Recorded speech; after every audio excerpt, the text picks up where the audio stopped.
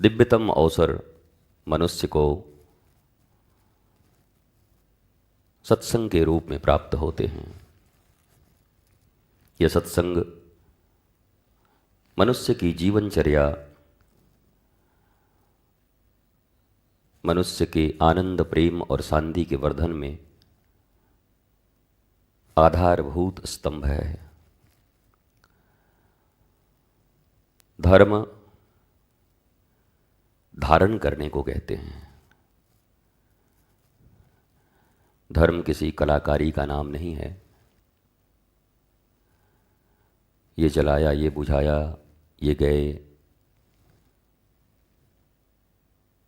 ये नमन किया, प्रणाम किया, परिक्रमा किया।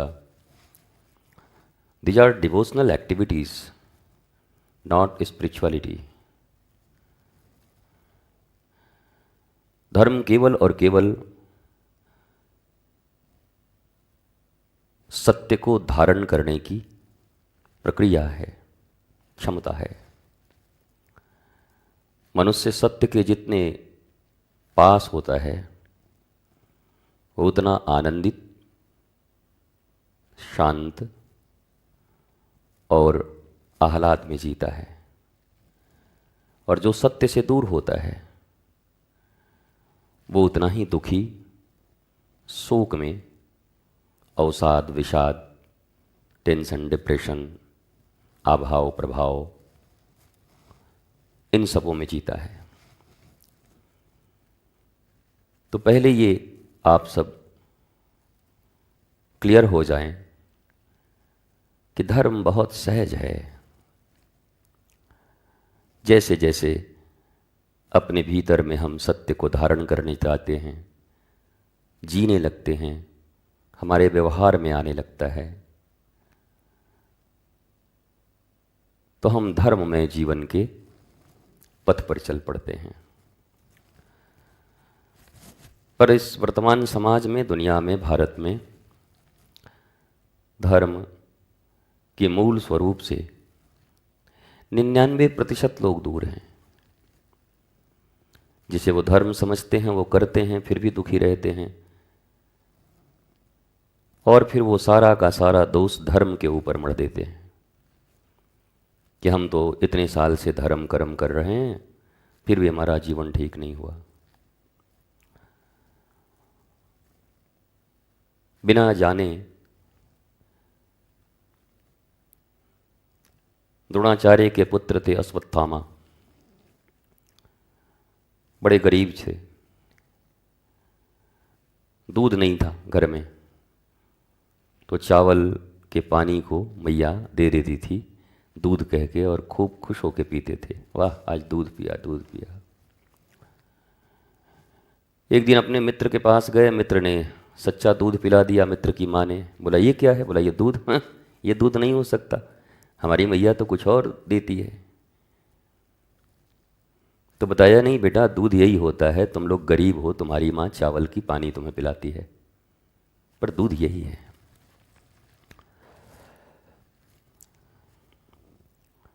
तब अश्वत्थामा को समझ में आया कि मैं अब तक दूध नहीं पी रहा था, चावल का जल पी रहा था। पर दूध ही समझ रहा था, वो नाम तो दूध ही था। जस्ट लाइक धर्म के नाम पर हम सब भी यही कर रहे हैं, और इसीलिए हमारे कोई जीवन में परिवर्तन दिखता नहीं है। मेरा एक बहुत क्लियर लाइन रहता है, मेरा क्या, धर्म का है, हमारे ऋषि पुरुषों का है, आर्ष पुरुषों का है। जीवन में जितना आनंद है हम उतने ही धार्मिक हैं, जीवन में जितना दुख है हम उतने ही पापी हैं। इससे दूसरा कोई परिभाषा नहीं है इस पृथ्वी पर। अब तुम्हें बुरा लगे तो लगे, तभी शायद सही में किसी दिन धर्म कर पाओगे, पर तुम्हें बुरा न लगे इसके लिए सत्य न कहा जाए, और तुम जीवन भर चावल का पानी पी करके दूध समझते रहो, तो ये तो तुम्हारा दुर्भाग्य होगा। मनुष्य को प्रत्येक क्षण में इस बात की जांच करनी चाहिए अपने आप में, मैं कितना फ्री हूँ, मुक्त हूँ, लिबर्टी। मैं कितना भय रहित हूं, जीवन में मेरा फियरलेस लाइफ, फियरलेस, टीयरलेस।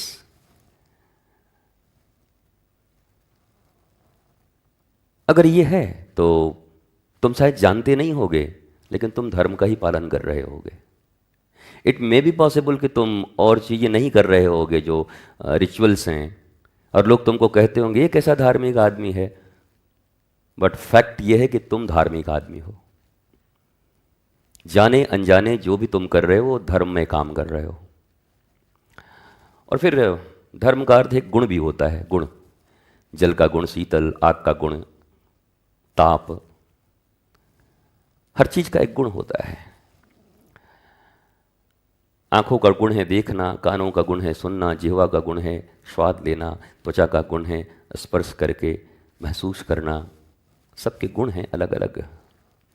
पंखे का गुण है तुम्हें हवा प्रदान करेगा, एसी का गुण है ठंडा कर देगा, हीटर का गुण है गर्म कर देगा।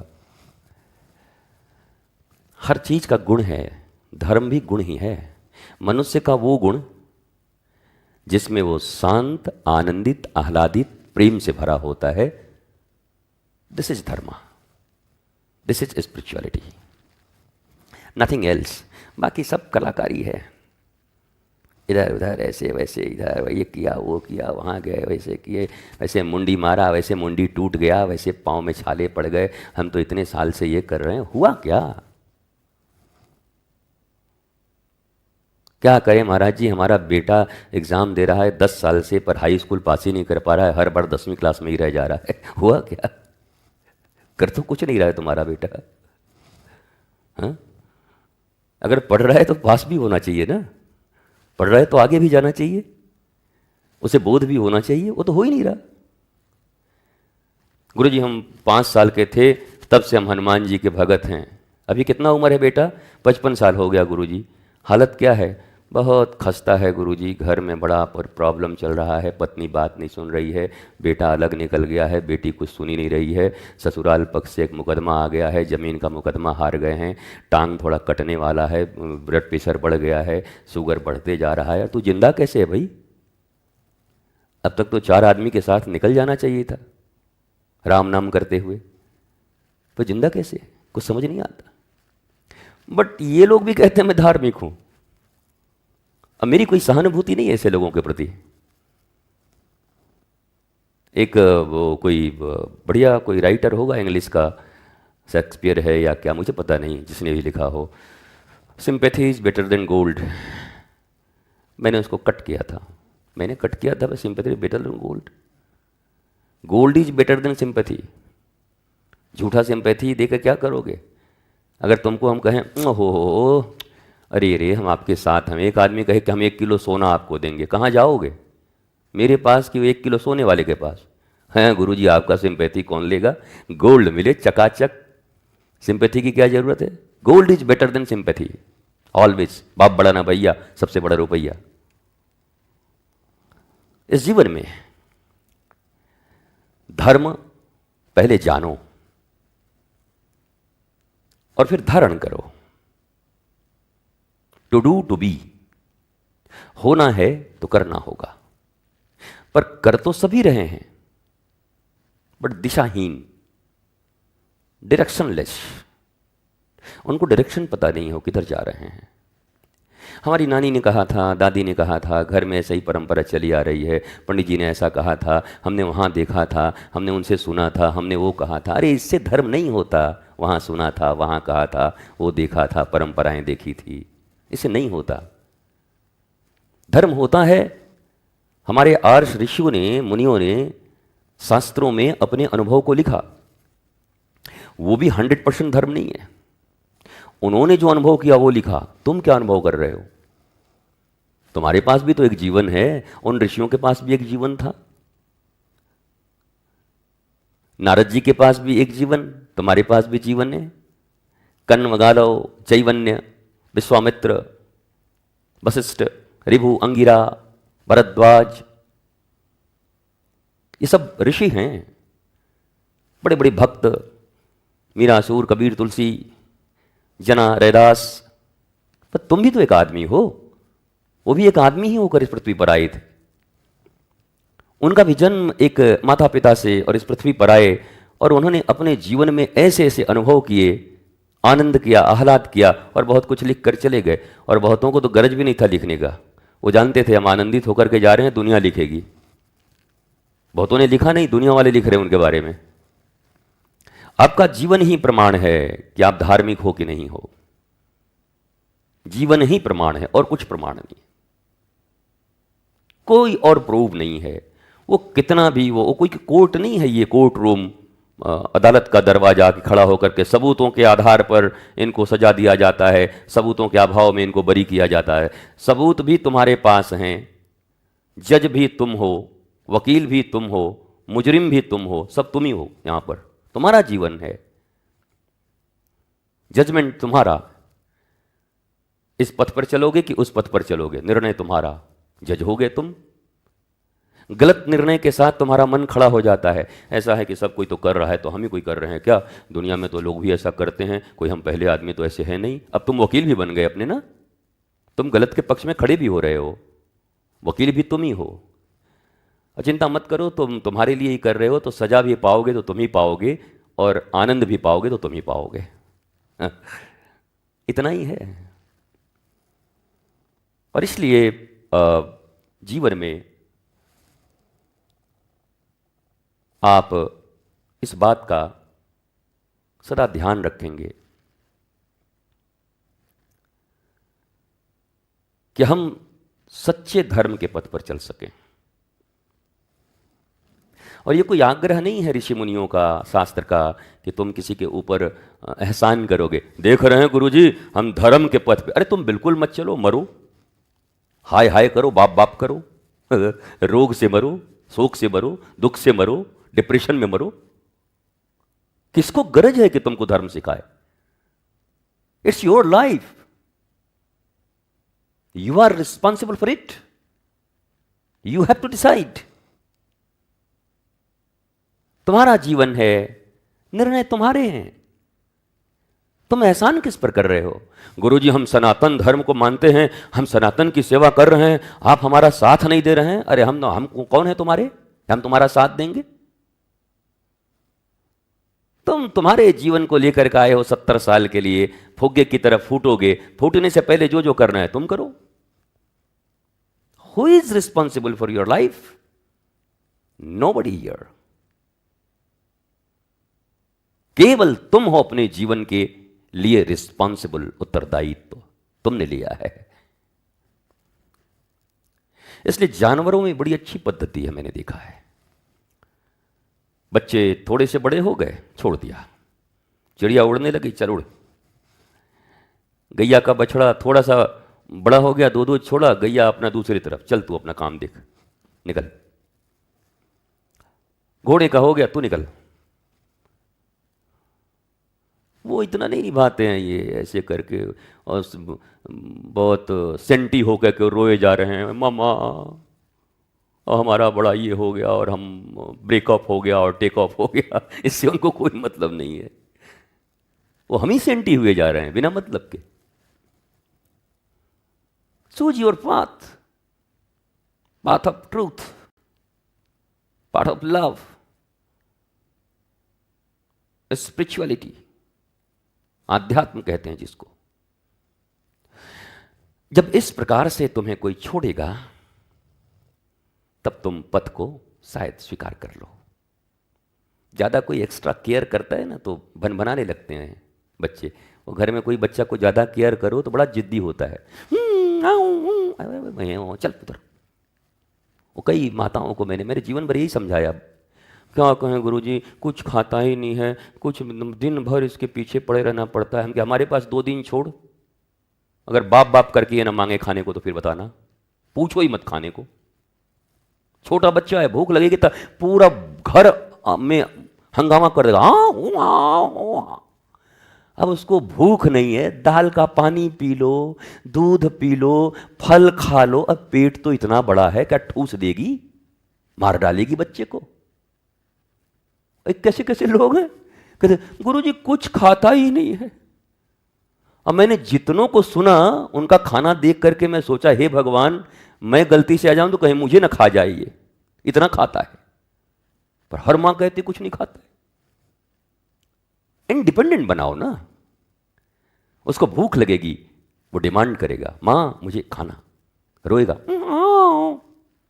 दूध पिला दो, सो जाएगा, फिर पीछे ही पड़े हुए बिना मतलब का एक्स्ट्रा केयर। अरे तुम्हारी भी अपनी जिंदगी है, उसमें कुछ आध्यात्म के लिए लगाओ और उस बच्चे को भी आध्यात्म के पीछे लगाओ। जितना खाने के पीछे पड़े रहते हो ना, शायद अगर उस बच्चे के पीछे पड़े रहते तो ध्रुव, प्रहलाद, मीरा बन जाता वो।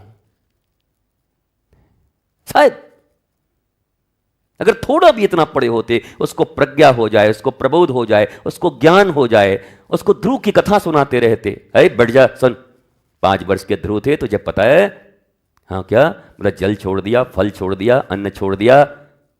हाँ हाँ, और ठाकुर जी आए मिलने के लिए। ठाकुर जी आए मम्मी? हाँ बेटी, ठाकुर जी आए 6 महीने के भीतर। अच्छा, ये भगवान सबको नहीं मिलते? अरे बेटे, किसी को नहीं मिलते।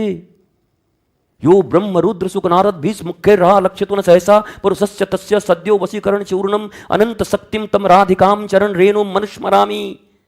60,000 वर्षों तक तपस्या करने के बाद ब्रह्मा भी जिन भगवान के, ईश्वर के नख चंद्रिका के प्रकाश का दर्शन नहीं कर पाते, वो 6 महीने में आ गए ध्रुव के पास। Oh my God, really? बोला हाँ रियली। कभी ये बताओ, कभी ये समझाओ अपने उन बच्चों को, पीछे ही पड़े हैं। क्या करें? बुआ आए तो बुआ से, दादी आए तो दादी से, रिश्तेदार आए तो रिश्तेदार से, पड़ोसी आए तो पड़ोसी से। बच्चा नहीं खाता, यही पुराण चल रहा है, बच्चा नहीं खाओ पुराण। और वही बच्चा जब बड़ा होता है तो तुम्हारी यश खा जाता है, तुम्हारा चैन खा जाता है, तुम्हारी प्रतिष्ठा खा जाता है, तुम्हारे दिल के सुकून खा जाते हैं, तुम्हारी शांति खा जाता है। अब फिर घूमते रहते हो, हे भगवान इसने कहीं का नहीं छोड़ा, क्या कर दिया? क्यों? कुछ बचपन में तो कुछ खा ही नहीं रहा था, अब तो सब खा गया ना। क्योंकि जिस समय जो खिलाना था तुमने नहीं खिलाया। उस समय क्या खिलाना था? सद्गुण, सत्कर्मों की भाषा बोलनी थी उसे। भारतीय सनातन संस्कृति इसीलिए छोटे छोटे बच्चों को आत्मज्ञान कराने की कथा बनाई, और ऐसा हुआ भी। 5 years Dhruv, 5 years Prahlad, 3 years Meera, 2 years Namdev, 2 years Janabai. ये ऐसे लोग हैं, पर हम तो मानते ही नहीं। और इसका परिणाम भी हमें ही भोगना होता है। क्षमा करिए, वृंदावन प्रेम की भूमि है, और हम भी चाहते हैं कि आप प्रेम में डूबे रहें। भगवान राधा कृष्ण के दिव्य सात्विक प्रेम की तरह आपके जीवन में भी प्रेम हो। प्रेम हो, पर प्रेम के भिखारी न बने रहें, प्रेम के दाता बने रहें। जैसे किशोरी जी प्रेम बरसा रही हैं, बरसाने वाली क्या बरसाती? प्रेम, करुणा, दया, कृपा, आह्लाद, आनंद। श्री कृष्ण कौन है? सच्चिदानंद, परमानंद। स्टॉकिस्ट हैं, फैक्ट्री है उनके पास आनंद का, लिए जाओ दनादन, जिसको जो लेना है। और वो कभी नहीं चाहेंगे कि उनका संतान, उनका अंश भिखारी हो, बेगर, याचक। वो चाहेंगे कि मेरा संतान है तो मेरी ही तरह सम्राट बने। प्रेम इतना हो कि लोगों पर लुटाए, आनंद शांति इतनी हो कि जिस रास्ते से तू गुजरे वो फूलों से भर जाए। इतना होना चाहिए। बट दुर्भाग्य है हमारा भारतीय संस्कृति। हम पाश्चात्य लोगों को इसलिए नहीं कहते कि वो तो बेचारे बहुत बाद में आए हैं, उनके पास तो धर्म नाम की कोई चीज ही नहीं है। वो तो इसी मैनर्स को और कटसी को धर्म मान लेते हैं किसी को। पर ये तो करोड़ों वर्ष पुराना सभ्यता है भारतीय सनातन संस्कृति। हमारी इतनी प्राचीन सभ्यता है। हम तो रीच लोग हैं, बहुत धनवान लोग हैं धर्म के मामले में। प्रेम के मामले में। पर हमारे चेहरे जब बुझे बुझे होते हैं, हम जब दुखी होते हैं, हम जब दर दर ठोकर खा रहे होते हैं, तो ये भारत पर बड़ा कलंक मालूम होता है। क्योंकि भारत में ऐसे लोग कैसे आ गए? हालांकि भारत में थे, ऐसा नहीं कि रावण भारत में ही, वो लंका भारत तब भारत ही था, लंका पंका सब अभी अलग हुए हैं। जितने भी मैंने कल कहा था ना परसों, इन 2000 या 2500 वर्षों में कम से कम मिनिमम भारत के 20 टुकड़े हुए हैं, 25 टुकड़े। 1857 के बाद 7 टुकड़े हो गए, 7 कंट्री अलग अलग हो गए। 1857 में इतना बड़ा भारत था, कट कट कट कट, अब ऐसा बचा है। और ये भी अंदर अंदर अभी क्या हालत है कुछ पता नहीं, क्या स्थिति होगी। 7 गए हैं, अब 7 कौन है कुछ पता नहीं। 7 गए हैं, अब 7 कौन है ये कुछ पता नहीं। वो भारत ये, हम धार्मिक लोग हैं, हम सत्संगी लोग हैं। भारत को लोग कहते हैं गरीब था, भारत को लोग कहते हैं वो जादूगर और सपेरों का देश है। अरे आपको जानते हैं आप, यहां पर कम से कम कोई एक स्वर्ण मंदिर नहीं है। अंग्रेजों के बुक से रिसर्च सर्च करके निकालोगे तो हजारों ऐसे मंदिर भारत में हैं जो प्योर गोल्ड के हैं। अगर मैं भूल नहीं कर रहा हूं तो मोर देन 900 और मोर देन 36,000, 36,000 के करीब केरला में, तमिल में। सोमनाथ के बारे में आपने सुना है, 17 बार गजनी आया था। इतना बड़ा मंदिर और इतने सोने का था कि ले ही नहीं जा पा। अब घोड़े गधे से पहले आते थे ना, पहले थोड़ी इतना हवाई जहाज साथ के लेके आया, सब चला गया, ट्रक से लेके आया। घोड़ा गधा लेके आते थे लूटने के लिए, तो जितना घोड़ा गधा भर जाता था लेके चले जाते थे। पर सोमनाथ का मंदिर इतना बड़ा था, गोल्ड ही गोल्ड, गोल्ड ही गोल्ड, गोल्ड ही गोल्ड। 17 बार लगे फिर भी पूरा ना लूट पाया। 18वीं बार आ रहा था, रास्ते में मरमरा गया, नहीं लूट पाया पूरा। तोड़ा जरूर पर पूरा गोल्ड नहीं लूट पाया, इतना गोल्ड था। तो जो सोने की चिड़िया कहती है ना, चिड़िया उड़िया नहीं था, सोने का देश ही था हमारा पूरा, गोल्ड कंट्री।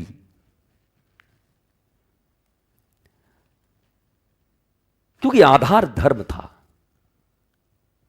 आधार सत्य और सनातन था, संस्कृति इनरीच्ड थी,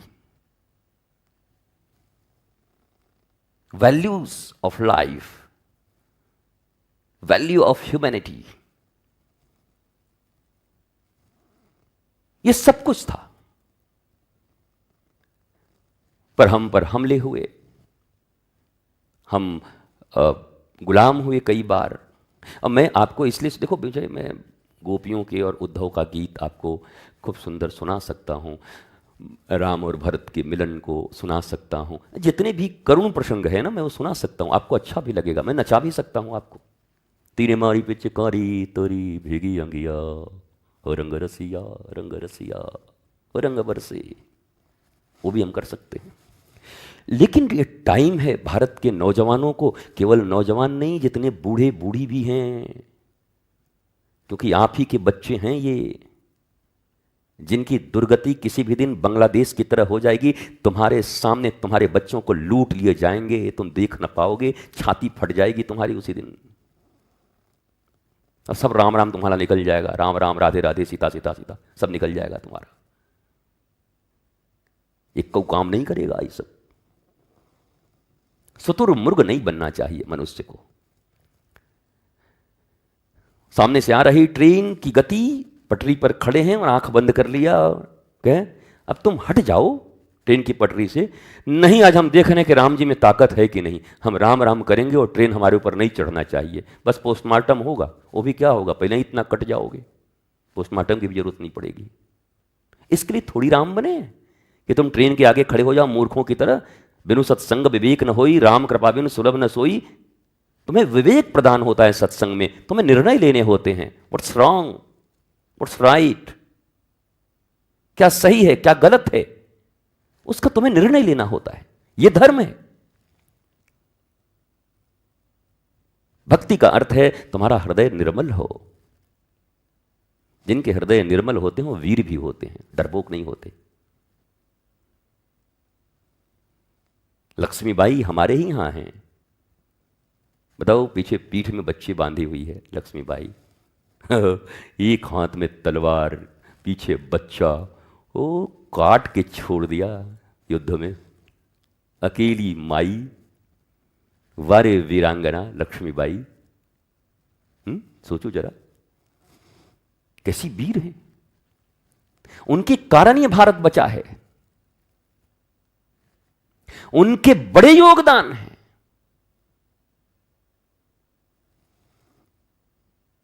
वो हमारे आपके जैसे नहीं, वो नमक हलाल के गाने के जैसे, आपका तो लगता है बस यही सपना कि राम नाम जपना पराया माल अपना।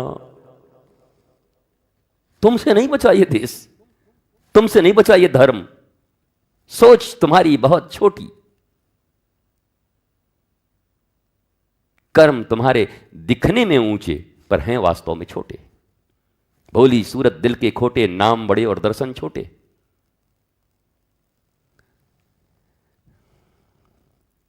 आज दुख तो तुम्हें बहुत हो रहा होगा मेरी बात सुनकर, गुस्सा तो मुझ पे तुमको बहुत आ रहा होगा, पर क्या करोगे, यही सत्य है। और क्रोध आए कि दुख आए, कल नहीं सुनने आओगे। मुझसे बेहतर कहने वाले, तुमसे बेहतर सुनने वाले यहां रोज आते रहते हैं। आज तुम हो, कल कोई और रहेगा। आज मैं यहां बैठकर कह रहा हूं, या तो अगले पल ही, या 10 साल 20 साल के बाद कोई यहां और बैठा होगा, कोई और प्रवचन कर रहा होगा। इसलिए यह फियर तो है ही नहीं कि कौन रहेगा कौन जाएगा। निर्भय, अभयत्व, अभयत्व ही धर्म है। किसी व्यक्ति से पूछो कि आप धार्मिक हैं, बोला हां, और क्या खबर है, हमको बड़ा डर लगता है। हट जा, बेकार आदमी, झूठा आदमी, फ्रॉड। डर लगता है और कहता है मैं धार्मिक हूं। मृत्यु एक पल में होनी है, तब भी निर्भीक जो खड़ा है ऐसे करके, हाँ ठाकुर जी आना है, हाँ बस ठीक है, मामला फिटफाट है, चादर ठीक ठाक है, अपना आते। इतनी निर्भयता चाहिए। जो अपनी भविष्य के लिए डर रहे हैं, बच्चों की भविष्य के लिए डर रहे हैं, कल क्या होगा इसमें डर के मरे जा रहे हैं, कोई रोग ना हो जाए इस डर से मरे जा रहे हैं, मकान का किराया ना बढ़ जाए इस डर से मरे जा रहे हैं, बेटी का विवाह कैसे होगा इस डर से मरे जा रहे हैं, बेटा कैसे पढ़ेगा इस डर से मरे जा रहे हैं। तुम जियोगे कब? अरे मरना तो एक दिन है ही, फिर रोज रोज क्या मरना। इस दुनिया में सबसे बड़ा सत्य अगर कुछ है, ध्रुव सत्य, तो मृत्यु। तुम आईएएस बनो न बनो, मिलियनियर बिलियनियर बनो न बनो, ऐश्वर्या राय बनो न बनो, तुम कोई भी हीरो हीरोइन बनो न बनो, सक्सेसफुल बनो न बनो, मरोगे जरूर। यह तय है। सबसे सत्य, सबसे निश्चित एक चीज है, मृत्यु। तो जब एक ही दिन मरना है तो फिर रोज रोज क्या मरना है। नटवरलाल के अमिताभ बच्चन की तरह ये जीना भी कोई जीना है लल्लू? ऐसा जीवन कोई जीवन है? और अगर ऐसा जीवन है तो घृणा करो अपने से। मैं इतना इसलिए बोल रहा हूं कि तुम खुद से घृणा कर पाओ, गिल्ट फील कर पाओ। ओहो हो, मेरा ऐसा जीवन। आज गुरुदेव ने बताया, इतने पाप मेरे, मैं इतना भयभीत, इतना भिखारी। मैं चाहता हूं कि तुम घृणा करो खुद से, क्योंकि जब जब इस पृथ्वी पर किसी ने खुद से घृणा किया है तो उसे सत्य की उपलब्धि हुई है। जब कोई उंगली माल, जब कोई रत्नाकर, जब भी चाहे तो वो जिन्होंने इतनी किताबें लिख दी, मैं नाम भूल रहा हूं, उन्होंने नीति शतक लिखा, वैराग्य शतक लिखा, श्रृंगार शतक लिखा। अब जोर से कोई बोलेगा तो मुझे याद आएगा, भर्तृहरि, राजा भर्तृहरि। उनके जीवन के 3 फेज हैं, start, interval and the end. Start श्रृंगार शतक है, दुनिया के श्रृंगार में भूले हुए हैं। वाह वाह वाह वाह, यही है दुनिया में, इसके सिवा कुछ नहीं है। एक झटका लगा तो टूट गए, तुरंत वैराग्य, फिर नीति शतक। और जीवन होना ऐसे ही चाहिए, प्रारंभ श्रृंगार में ही हो। जरा देख लें इस दुनिया का सत्य क्या है। हाँ गुरुजी आप ठीक बोले, हम अभी वही देख रहे हैं। अरे लेकिन तुम्हारी आयु तो 50 साल हो गई, अब कितना देखोगे? अब तो मरने वाले हो तुम। अगर 60 साल 70 साल की आयु मानते हैं तो 17 ईयर्स, पहले 25-25 साल का था। 25 साल छात्र जीवन, 25 से 50 गृहस्थ जीवन, 50 से 75 वानप्रस्थ, और 75 से 100 संन्यास्त, सन्यासी। आपको पता है ये बात, जानते हैं आप? जिसे आप कहते हैं साधु सन्यासी लोग तो गुरुजी, हम लोग तो गृहस्थ हैं। अरे मेरे माई बाप, मनुष्य के जीवन में ही ये चारों चीजें आती हैं। पहला विद्यार्थी और ब्रह्मचर्य जीवन, एक ही आदमी वो है। दूसरा 25 से 50 वही गृहस्थ है। तुम 90 साल तक गृहस्थ ही होके मर गए। ऐसा तो कहीं लिखा नहीं था सनातन संस्कृति में। हमारे पूर्वजों का जीवन था पहले विद्यार्थी जीवन, ज्ञान अर्जन करो, गुरु के कुल में जाकर के खूब ज्ञान अर्जन किया, जाना हर चीज को, एक एक चीज को समझा। और फिर 25 से 50 गृहस्थ जीवन, संतान को बड़ा करना। और 50 से 75 वानप्रस्थ हैं, घर में ही, पर वानप्रस्थ की तरह हैं, वन की तरह हैं। मतलब हमारा कोई बात ही नहीं सुनता है, ना हमारी बहू सुन रही है और ना हमारा बेटा सुन रहा है। अरे काय को मर रही माई, अब वानप्रस्थी हो गई, चुपचाप रहे। अब सब देखो क्या घट रहा है। बेटा जा रहा है भाड़ में, तो और थोड़ा रास्ता क्लियर कर दो, पूरा ही भाड़ में चला जाए। फिसलन लगा दो थोड़ा सा। तुम बेकार रोकने के चक्कर में ना रुकने वाला है, और तुम्हारा जीवन और नाश होने वाला है। उसको तो अभी जीना है, उसके तो अभी 2 फेज बाकी हैं, 3 फेज। तुम तो अंतिम फेज में हो, तुम अपना फेज क्यों बिगाड़ रहे हो? तुम्हारे पास अब समय नहीं है, तुम क्यों बिगाड़ रहे हो? छोड़ दो। कोई पूछने आए तो बता दो, न पूछे तो मस्त रहो, अपने ज्ञानार्जन में मस्त रहो, हरि के नाम में मस्त रहो, चिंतन करते रहो उनका। समाज के लिए कोई सत्कर्म करो, सबके लिए। फिर अपने पराये में भेद ना हो, अपना ही बेटा अपना है, यह भाव 50 वर्ष के बाद नहीं होना चाहिए। वानप्रस्थ आते ही यह जगत ही अपना है पूरा। ईश्वर अंश जीव अविनाशी, चेतन अमल सहज सुख राशि, सब मेरे हैं, मैं सबका हूं। लेकिन 25 से 50 तक सिर्फ मेरा ही मेरा है, यह बिल्कुल ठीक है, क्योंकि तब वो आपके आश्रित है। छोटे छोटे बच्चे हैं, आपको ही पालना है, संस्कार देने हैं, सिखाने हैं, उन्हें बड़ा करना है, उन पर हर अपने एक एक मिनट को इन्वेस्ट करना है, अपने टाइम को, उन्हें सुसंस्कारित योग्य, ताकि वो भी मुस्कुराते हुए जी सकें। But after 50 years, don't interfere in their life. कोई इंटरफेरेंस मत रखो उनके लाइफ में। वो मुस्कुरा करके आए, मम्मी मम्मी आप मेरी जान हो, प्राण हो। हाँ बेटा आप खुश रहो, बहुत अच्छे बेटे, मैं भी आपको बहुत प्रेम करती हूं, खुश रहिए आप। अब मोह में मत फंसना। पापा पापा आप मेरे जान हैं, और अगर हिस्सा नहीं लिखे तो जान ले भी लेगा। अगर हिस्सा में थोड़ा बहुत गड़बड़ी कर दिए तो जान है तो जान ले भी लेगा। हाँ, चक्कर में मत रहना कि जान है। और कितने बूढ़ों को मरते हुए, बूढ़ियों को मैंने रोज सुना है, रोज पेपर यही देख रहा हूं, रोज यूट्यूब पर यही देख रहा हूं। हिस्से के कारण जहर दिया, हिस्से के कारण काट दिया, हिस्से के कारण सांप लाके घर में रख दिया, वही सांप काट दिया पिता को, और फिर संपत्ति ले लिया अपना। ये नकारात्मक चीजें मैं क्यों बोलता हूं पता है तुम्हें? Be alert. जैसे सड़कों पर लिखा हुआ है आगे दुर्घटना क्षेत्र है, कोई कहे कितना अशुभ चीज सरकार लिखती है बताइए तो। दुर्घटना के बारे में सरकार ये लिखना चाहिए कि आगे आनंद ही आनंद है, चले जाओगे खाई में मरा जाओगे। उसने आपको सूचना दिया, अलर्ट किया, आगे खतरनाक रोड है, अंधा मोड़ है, यह दुर्घटना संभावित क्षेत्र है, कृपया बचकर चलें। ये नकारात्मक बातें नहीं है। हमसे कभी लोग गुरु जी आप डराते बहुत हैं, हम बोले हम तो डर से हटाते हैं, तुम कह रहे हो डराते बहुत हैं। सत्य दिखाते हैं ताकि तुम्हारा डर मिट जाए, और तुम कह रहे हो हम ही डराते हैं। और डरे डराए आदमी को हम क्या डराएंगे?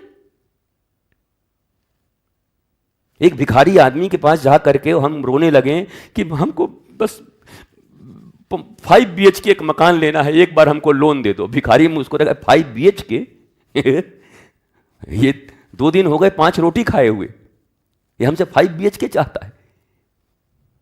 अब बताओ तुम तो खुद ही इतने डरे हुए, हम तुमको क्या डराएंगे? हम तो तुमको बस पिक्चर दिखाते हैं, पिक्चर। This is reality. और अब रील के जमाने में रियलिटी की बहुत जरूरत हो गई है, क्योंकि रील में हम खोए हुए हैं। रील भी वही देखो जिससे रियलिटी का अनुभव हो। रील बुरी नहीं है, मोबाइल बुरी नहीं है, इंटरनेट बुरे नहीं है। जो इन्वेंशन हो रहे हैं सबका लाभ उठाइए। ये हैं तो बातें बहुत जल्दी से पहुंच जा रही हैं दुनिया में, लेकिन ये है तो अफवाह भी बड़ी जल्दी पहुंच जा रही है, बुरे भी बड़ी जल्दी पहुंच जा रहे हैं। तो नियंत्रण तो रखना होगा, और नियंत्रण केवल और केवल ज्ञान रख सकता है। मैं फिर से कहता हूं, रोरिंग टाइगर, अगर बब्बर शेर इस दुनिया में कोई है तो तुम्हारा नॉलेज, तुम्हारे ज्ञान, तुम्हारी भक्ति, तुम्हारा डिवोशन।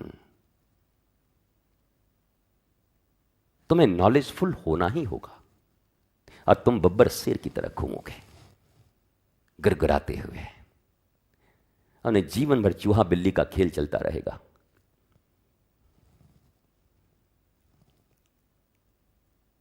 मैं शुभकामना व्यक्त करता हूं भारत के लिए, दुनिया के लिए, मानवता के लिए।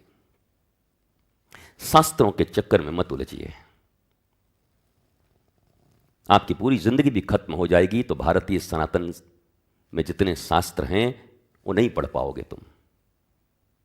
केवल अगर पढ़ना भी चाहो सरसरा पर, तब पढ़ भी नहीं पाओगे। समझने की तो बात ही छोड़ दो, काहे को इतना चक्कर में पड़े हो भैया।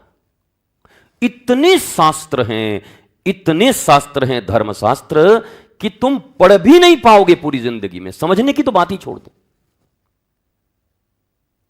तो फिर क्या करें?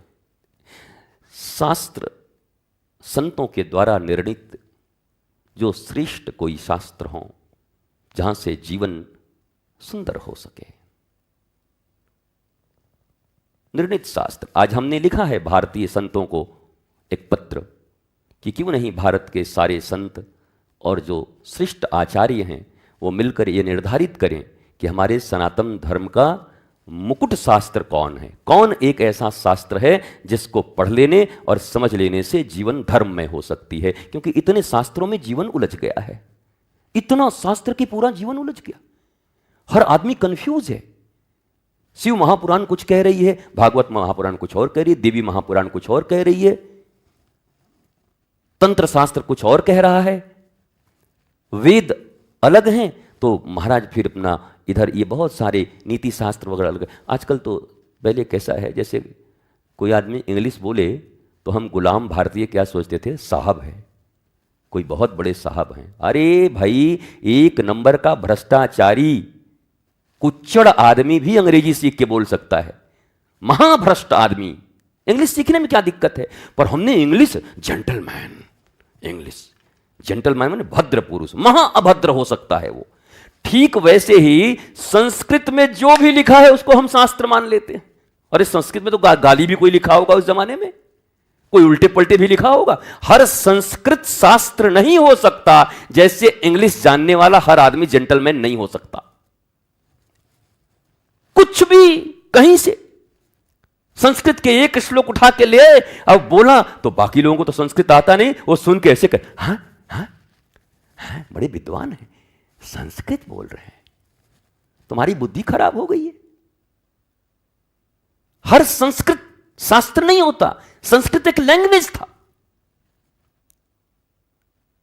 वो लैंग्वेज तो सब वो एक खुददार फिल्म थी अमिताभ बच्चन की, उसमें वो गाना गा के बता, अंग्रेजी में कहते हैं कि आई लव यू, बंगाली में कहते हैं, नहीं गुजराती में कहते हैं मैं तने प्रेम करूँ छू, बंगाली में कहते हैं अमी तुमा के भालोवासी, पंजाबी में कहते हैं कड़ी दो तेरे बिन मर जावा।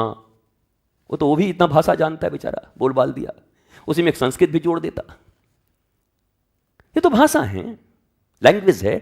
हर चीज संस्कृत में लिखी शास्त्र नहीं हो सकती। इसी का लाभ उठाया उन अंग्रेजों ने, भ्रष्टाचारियों ने, और अब भारत के लोगों ने गांव में थोड़ा अंग्रेजी बोला तो सब कोई पीछे पीछे, जी जी सर सर सर सर प्रणाम sir, A sir but sir खाने वाला बेकार का तोतला आदमी, 2 कौड़ी का अंग्रेजी सीख के आ गया, सर हो गया वो भ्रष्ट आदमी, धर्म नहीं जानता, संस्कृति नहीं जानता। वैसे ही इतने बेकार चीज संस्कृत में भी लोगों ने बाद में लिख दिया, अंग्रेजों ने लिखवा दिए, मुगलों ने पैसे दे के लिखवा दिया कि भारतीय आपस में लड़के मर जाएं, कट जाएं, ऐसी चीजें लिखवा दी और हम उनको शास्त्र मान गए। इसलिए भारतीय संतों, आचार्यों, शंकराचार्यों और जितने भी महत् पुरुष हैं, उन सबको चरणों में प्रणाम करते हुए आज मैंने पत्र दिया है और निवेदन किया है कि हे महाभाग, हे सनातन धर्म के ध्वजा, हे हमारे दिव्य महापुरुषों, मिलकर एक शास्त्र निर्णीत हो कि सनातन धर्म का ये शास्त्र मुकुटमणि है। इस शास्त्र के अध्ययन, अध्यापन या जान लेने के बाद धर्म के मूल स्वरूप को आप समझ सकते हो। यही निर्देशिका है, यही आदेशिका है, यही आज्ञा है चलने का। तो कितना सहज हो सकता है? नहीं, सारा जीवन हम भटकते रह जाते हैं, अटकते रह जाते हैं, बहस करते रह जाते हैं। वो बहस टीवियों का बहस हो गया, टीवी में चलने वाला बहस, 5 बजे का दंगल शो हो जाता है। वो लड़ रहे हैं बस आपस में। हमारे गुरुदेव बड़ी प्यारी बात कहते, मर्म न जाने धर्म बखाने हैं। मर्म जानता नहीं है उसका और धर्म का व्याख्यान देता है। ऐसे ही व्याख्यान देने वालों की संख्या बढ़ गई है, मर्म कुछ नहीं जानते। ढोलक झाल, संस्कृत के 2 श्लोक, 4-5 गाने और निकल गए लेकर के, ले लुगरिया चल डोमरिया, बन जा बाबा जी। धर्म तो किसी विज्ञ पुरुष के निर्देशन में ही आपके भीतर समाहित हो सकता है। इसलिए मेरे भारतवासियों, जूते इत्यादि किसी कंपनी के ले लो, चल जाएगा, टिकने वाला नहीं है। कपड़े किसी ब्रांड के ले लो, कोई दिक्कत नहीं। कहीं और कोई ब्रांडेड चीज लेने में गड़बड़ी हो गई, कोई दिक्कत नहीं, चल जाएगा, ये कपड़ा नहीं वो कपड़ा। पर ध्यान रखना, जिससे जीवन का आनंद है, जिससे जीवन में आह्लाद है और निर्भीकता आनी है, उस धर्म को गलत ब्रांड से मत खरीद लेना, मत सीख लेना। वहाँ ब्रांडेड खोजना। हम वहाँ ब्रांडेड नहीं खोजते। कपड़े, जूते, तेल, मैं वुडलैंड का जूता पहनते हैं, वही जूता निकाल के सर पे आपका हम रख दें, वुडलैंड। हम डेनिम का जीन्स पहन रहे हैं, डेनिम। इतना बढ़िया नीम का दातुन मैं रोज करता हूं, नीम के पत्तों के इससे स्नान करता हूं मैं। नीम ही मेरा जीवन है। सुबह नीम, दोपहर नीम, शाम नीम। ये डेनिम लगे हुए हैं, डेनिम। और नाइट का नीम कहां गया? डेनिम। आपको पता है इंग्लिश में क्या लिखा गया है नीम के विषय में? नीम के विषय में लिखा गया है, पृथ्वी का चलता फिरता औषधालय, औषधि। ये खिताब मिली, अमेरिका ने दिया है, पूरे वर्ल्ड के कंट्रियों ने दिया है। ये तो अमेरिकन लोग उसको पेटेंट करा रहे थे कि हमारा है। ये तो भला हो भारत के एक ऐसे नागरिक का जिसने प्रमाण सहित लिख करके और डाला वहां पर, जो पेटेंट करा रहा था कि भाई इनकी संहिता, ये तो 2100 वर्ष पहले आए हुए हैं, 2000 वर्ष का इनका इतिहास है। हमारा इतिहास देखो और नीम की कहानियां देखो, कथा देखो। नीम हमारी है तब बचा, नहीं तो नीम भी अमेरिका से लाना पड़ता हमें। अमेरिका टैक्स ले रहा होता अब तक नीम पर। ये तो बड़ा कृपा हुआ हमारी, नहीं तो हमारे आश्रम से टैक्स ले रहा होता। 5-10 नीम के पेड़ है, हमको अमेरिका को टैक्स देना पड़ता कि बाबा जी नीम का प्रयोग कर रहे हैं क्या, हाँ चलो लाओ, पर नीम $5000। हे भगवान, तब अगर हम $5000 पर नीम दे रहे होते ना, तो इस आश्रम में हमारी नीम की चोरी होती। ये जितने आपको दिख रहे हैं अभी, ये पैसा अभी जो चुराते हैं, ये नीम चुरा ले जाते हमारा, और अभी नीम कोई नहीं लेता। अगर गुरुजी तो पगला गए, खाली नीम नीम कर रहे हैं, हम ही को बोलते हैं पागल हो गए। अगर नीम इतना महंगा होता तो नीम की चोरी होती। यहां आते गुरु भाई लोग, इधर उधर देखते, गुरुजी नहीं है क्या, धीरे से कोई नहीं देखता था, धीरे से नीम तोड़ करके पैकेट में रख करके चलो निकलो, काम बन गया। नीम ले आए वहां से गुरुजी के आश्रम से। तो हमने जिसका महत्व समझना था हमने नहीं समझा, हमें नहीं बताया गया, जानबूझ करके हमसे शिक्षा छुपाई गई, घटिया शिक्षा दी गई हमें कि हम जीवन भर दुखी रहें, जीवन भर हम ऐसे ही गुलामों की तरह जीते रहें। नहीं चाहते थे जाते जाते अंग्रेज भी, और जाते जाते वो लुटेरे भी नहीं चाहते थे कि ये भारतीय कभी चैन से जी सकें, इसलिए उन्होंने हमारी पूरी शिक्षा पद्धति को करप्ट कर दिया, और उसी करप्शन को आज हम ताज समझते हैं, डिग्रियां लेकर के ऐसे बैठते हैं। आज भी अंग्रेजों की तरह ये कपड़े पहन करके गाउन, और तब हम लेते हैं क्या उसको बोलते, वो डॉक्टरेट की मानद उपाधि। हमें कई मिले, पर हमारा वही शर्त होता था, हम ये सब नहीं पहनेंगे, ये लबादा, देना है तो दे दो। कई डॉक्टरेट की डिग्रियां हमको मिल गई, मानद उपाधि, पर एक जगह हमने नहीं पहना। हम कहे हमारा यही है भारतीय वस्त्र, सनातन वस्त्र, देना है तो दो। कई यूनिवर्सिटियों ने दे दिया, हम कि दे दो, हमें मना नहीं है, बढ़िया है, डॉक्टर लग गया, डॉक्टर रितेश्वर हो गए, अच्छी बात है। पर तुम कहोगे कि ये पहनो, कचौड़ा थाप ऐसे लगा के अंग्रेजों के जमाने का, ऐसे पूरा जोकर लगते हैं मेरे को देखने में। ऐसा लगता कोई खड़ा हो गया अभी तुरंत सर्कस में कूद पड़ेगा। अच्छा खासा अपना वस्त्र है, धोती, अच्छा खासा अपने कपड़े हैं, उसको पहन के। कपड़ों से ज्ञान थोड़ी होता है, जिस कपड़े में है ज्ञान तो ज्ञान है। क्या वो कपड़े पहन देने से तुम ज्ञान हमारे भीतर प्रविष्ट करा दोगे? हमारा आपसे यही निवेदन है कि आप सब सच्चे धार्मिक बनिए और ब्रांडेड धर्म की खोज करिए। आज के बाद ये सब साधारण कपड़ा 2 करोड़ी मत पहनिएगा।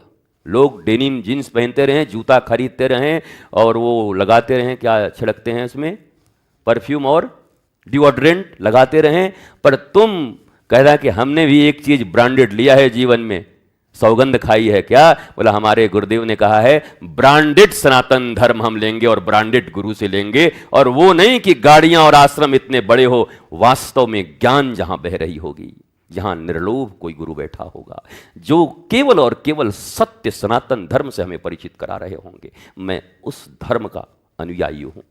स्वस्थ रहिए।